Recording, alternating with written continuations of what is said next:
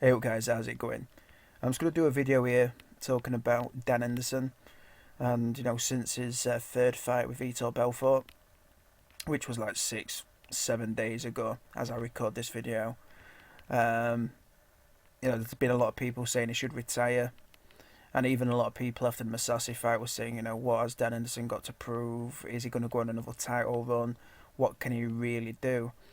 And the thing with me is, everyone's got different opinions on fighters or when people should retire or not retire. But I think people look a little bit too much into age. So you look at Dan Henderson and, oh, he's 45 years old. What's he still doing fighting in the UFC? I think people would automatically think he should retire just because he's 45. But for me, I think there's some certain people that can compete well into their 40s and still look like they're in their 20s, So you can look too much into age. And for me, fighters should retire when their body just can't take the punishment that is inflicted in the in a UFC cage or an MMA cage or ring, whatever it may be. Um, for me, Dan Henderson, he's had 45 fights. He's had 14 losses, 31 wins, but he's only been stopped via strikes 3 times. So he's only been stopped, knocked out, or TKO'd 3 times.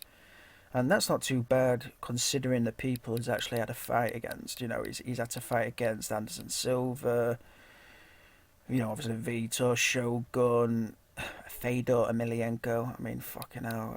Rich Franklin, Rampage Jackson.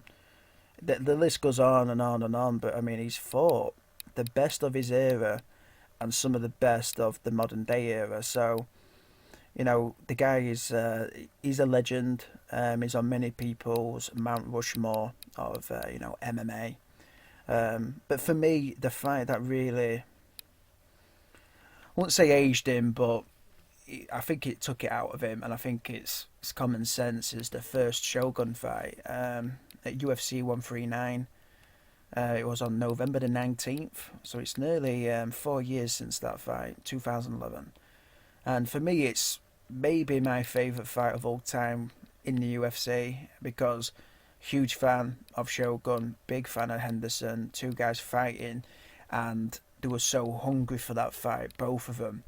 And I think, to be honest with you, I think that's the best versions of them in the UFC that we've seen. I think that was the best Shogun we've seen in the UFC anyway. I think quite a lot of people have been disappointed with Shogun's run in the UFC since he come, because in Pride he was such a killer, but he was a young man then with he didn't suffer all these injuries back then. So UFC 139, that fight was insane, and ever since then, looking at Dan Henderson's record, it hasn't been full of those wins. He lost against Machida after that, and that was in 2013.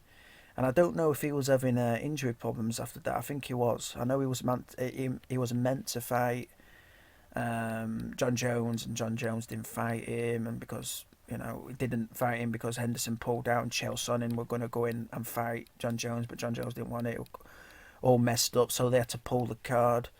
So he had a bit of a layoff there, over a year, until he fought Machida, and he didn't look the same.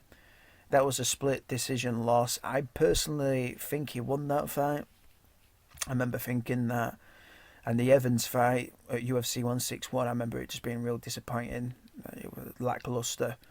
But that was a split decision loss. And then he lost against Vitor, head kick, in Brazil. TRT Vitor, an unlockable character on a fucking Mortal Kombat game. The guy was insane, simple as that. So there's no shame losing against Vitor back then, it's just one of those things. Then he had a good win against Shogun in a rematch in March of 2014. Nearly broke fucking Shogun's face with that second punch he delivered, like snapped his nose, crazy. And then after that, he lost against Cormier, rear naked choke.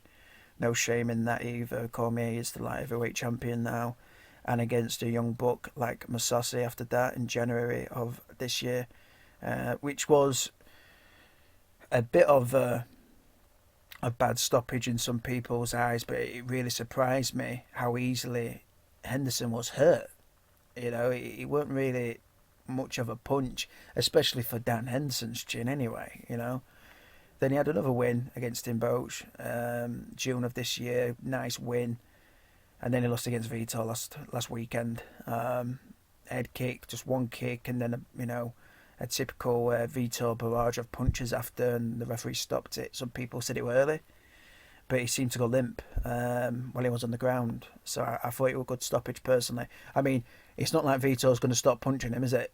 You know what I mean? I mean, Dan Henderson could hold on for his life or maybe get up, but Vitor's going to be on him, so it might have been even worse than that.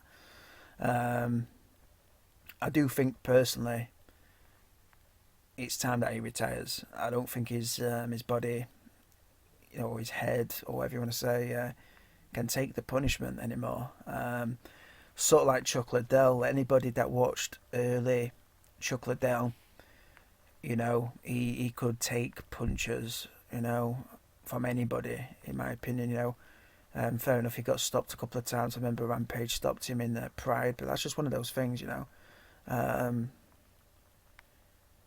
but Chuck, towards the end of his career, I remember watching his fights, and, I remember thinking, if somebody, if this person hits him once clean, he's out. And that's not, when you watch those type of fights, they're not fun.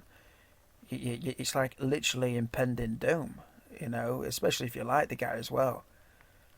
Some people get knocked out because they're tired, the gas. The body's just exhausted, so somebody punches them and they just go to the ground. For me, that's not like them being knocked out. It's more they're just fucked physically, and they can't take the punches because of that. That tired, But it's different when somebody goes limp and stiffens up. That's a bad knockout.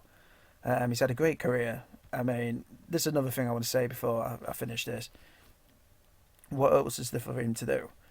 Is he going to go on another title run in the UFC? Is he going to be a number one contender again? Probably not. I don't want to be disrespectful either. Do you know what I mean? I don't want to say you can't do this or you can't do that, because he can beat anybody if he lands that punch. It's simple as that. But that's the thing. If I watch another Dan Henderson fight, that's how I'm going to be thinking. Either he lands the first punch and wins, or somebody's going to hit him once and sort of, shake him up a bit, So I think it's time for him to retire. I think he's had a great run in the sport. I think he's been fighting since 1997. He started in June the 15th, 1997, in a tournament in Brazil. And, hopefully, in my mind, his last fight will be in Brazil as well, so he's come full circle. He started on a win and he'll end on a loss. He's got nothing to be ashamed of. Great career. If anybody's actually watching or listening to this video, I'll be really interested to hear what you've got to say about it. Some people or media in the past will call us MMA fans bloodthirsty, fucking sociopaths, psychopaths, whatever you want to say. But I think quite a lot of us, we don't want to see guys or girls get hurt. Why would you? You're fucking nutcase if you want to see somebody get really physically hurt, even if you don't like the man or the woman.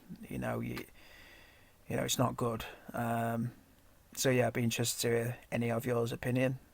So thanks for listening, and have a great day.